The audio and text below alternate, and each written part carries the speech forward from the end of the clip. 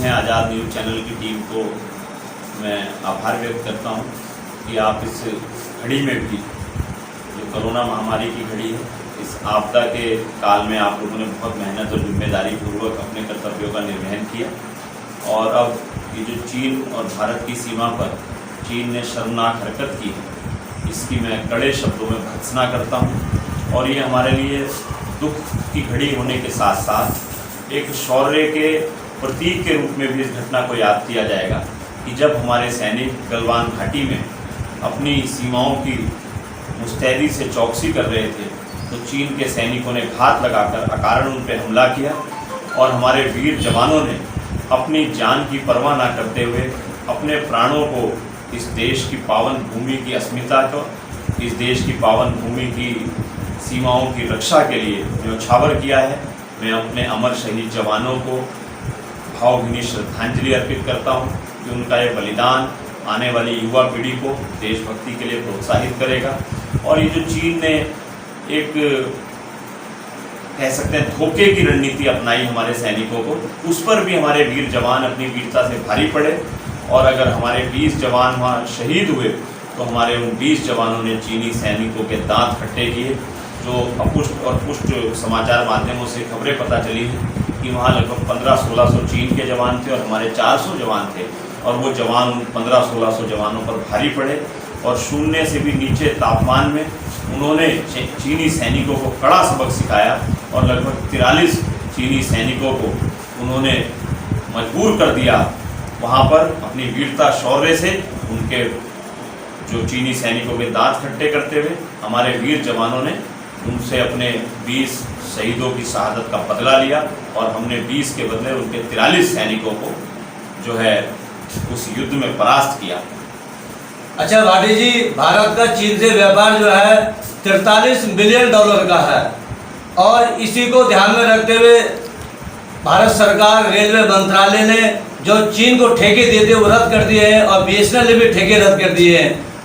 देखिए, हम लोग जनप्रतिनिधि हैं और व्यापार मंडल व अन्य सामाजिक संस्थाओं से जुड़े हुए हैं। और चूंकि हमारे वीर जवान सीमा पर अपना शौर्य और बलिदान पराक्रम का निरंतर प्रदर्शन कर रहे हैं, तो ऐसे में प्रत्येक देशवासी का कर्तव्य है, प्रत्येक राष्ट्रवासी का ध्येय होना चाहिए कि हम चीन को सबक सिखाएं और उसकी आर्थिक रूप से कमर तोड़कर उनकी सेना को कमज़ोर करने का काम प्रत्येक हिंदुस्तानी को, प्रत्येक भारतवासी को, प्रत्येक राष्ट्रवासी को, प्रत्येक हमारे राष्ट्र के नागरिक को करना है।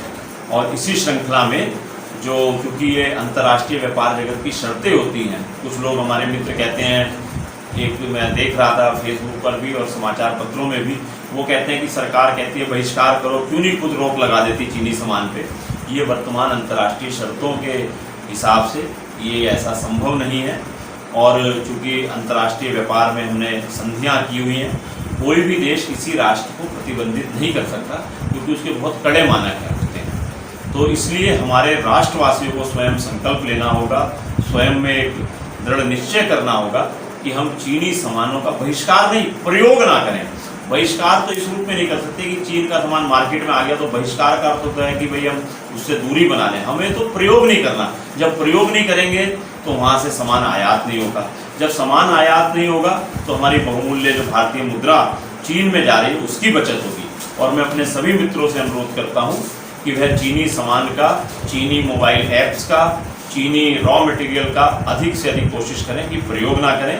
और परसों की घटना के पश्चात हमने एक विरोध प्रदर्शन किया था और चीनी राष्ट्रपति के चित्रों को अग्नि के समर्पित करते हुए अपने शहीद सैनिकों को मोमबत्ती जलाकर कैंडल मार्च निकालकर हमने श्रद्धांजलि दी थी। हमारे धर्मशाला सभा के लोग थे, हमारे उसमें सर्व सेवा संगठन के साथी थे, हमारे शहर व्यापार मंडल के लोग थे, हमारे माँ गंगा भागीरथी व्यापार मंडल के अध्यक्ष के संयोजन में वो कार्यक्रम हुआ था। तो उसमें हम लोगों ने प्रयास किया कि हम चीनी सामानों के प्रयोग ना करने का संकल्प लें और अधिक से अधिक लोगों को उस दिशा में जागरूक करें। यही प्रत्येक राष्ट्रवासी का इस समय संकल्प होना चाहिए कि हम चीन के उत्पादों का प्रयोग ना करें।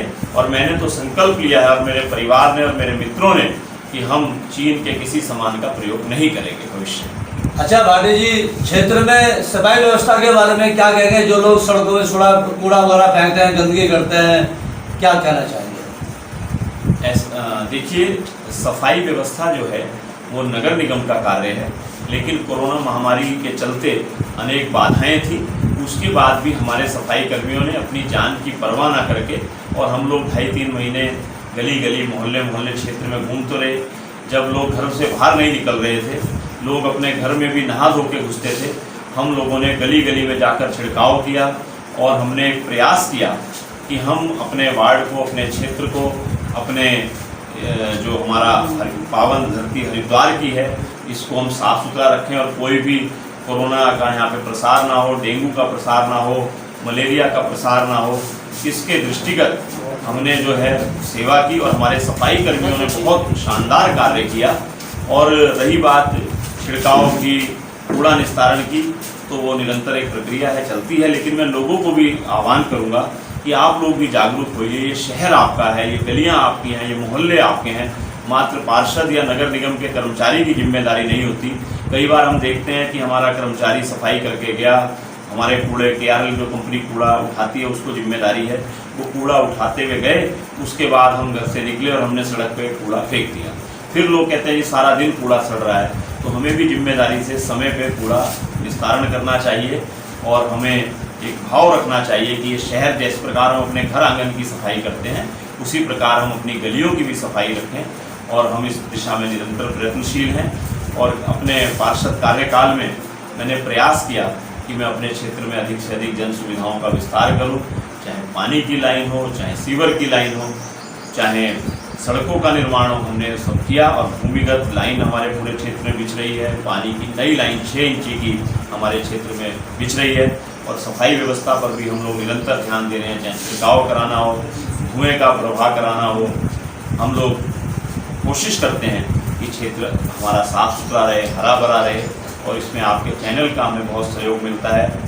मैं आपका आभार व्यक्त करता हूं। नगर निगम के जो मेरे सफाई कर्मी बंधु हैं, पर्यावरण मित्र हैं, अधिकारी कर्मचारियों का भी मैं आभार व्यक्त करता हूं कि जब कोरोना की इस संकट में लोग घर से बाहर निकलने को तैयार नहीं थे, तो मेरे सफाई कर्मी बंधुओं ने कूड़ा उठाया, उस गंदगी में गए, उन्होंने अपनी जान की परवाह नहीं की।